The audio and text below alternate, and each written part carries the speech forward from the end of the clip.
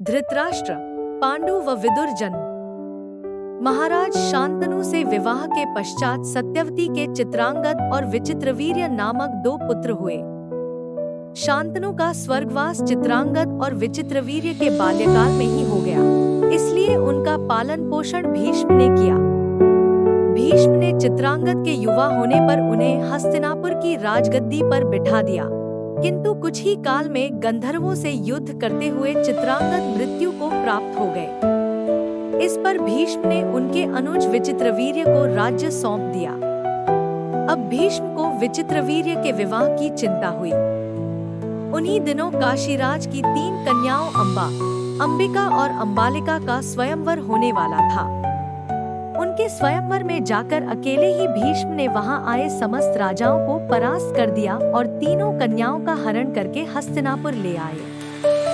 बड़ी कन्या अंबा ने भीष्म को बताया कि वह अपना तनमन राजा शाल्व को अर्पित कर चुकी है। उसकी बात सुनकर भीष्म ने उसे राजा शाल्व के पास भिजवा दिया और अंबिका तथा अंबालिका का विवाह विचित्रवीर्य के साथ करवा दिया। राजा शाल्व ने अंबा को ग्रहण नहीं किया। उसका कहना था कि वह हारी हुई वस्तु स्वीकार नहीं करता।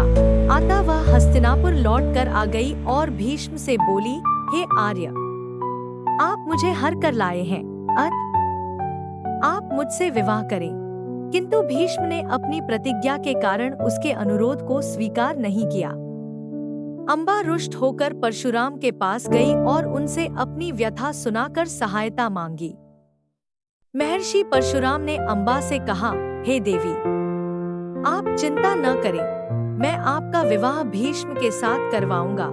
परशुराम ने भीष्म को बुलावा भेजा, किंतु भीष्म उनके पास नहीं गए। इस पर क्रोधित होकर परशुराम भीष्म के पास पहुँचे और दोनों वीरों में भयानक युद्ध छिड़ गया। दोनों ही अभूतपूर्व योद्धा थे, इसलिए हार जीत का निर्णय नहीं हो सका। अंततः देवताओं ने हस्तक्षेप करके इस युद्ध को रुकवा दिया।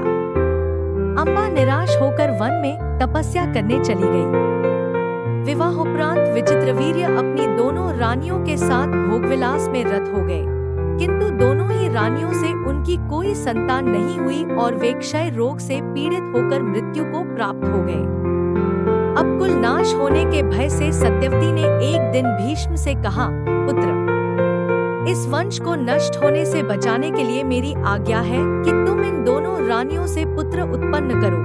माता की बात सुनकर भीष्म ने कहा, माता, मैं अपनी प्रतिज्ञा किसी भी स्थिति में भंग नहीं कर सकता।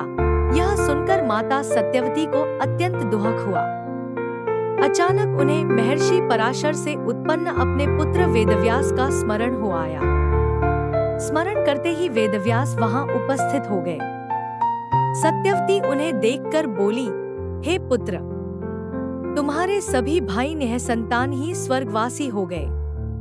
अतः मेरे वंश को नाश होने से बचाने के लिए मैं तुम्हें आज्ञा देती हूँ कि तुम उनकी पत्नियों से संतान उत्पन्न करो। वेदव्यास उनकी आज्ञा मानकर बोले, माता, आप उन दोनों रानियों से कह दीजिए कि वे 1 वर्ष तक नियम व्रत का पालन करते रहें, तभी उनको गर्भ धारण होगा। 1 वर्ष व्यतीत हो जाने पर वेदव्यास सबसे पहले बड़ी रानी अंबिका के पास गए। अंबिका ने उनके तेज से डरकर अपने नेत्र बंद कर लिए।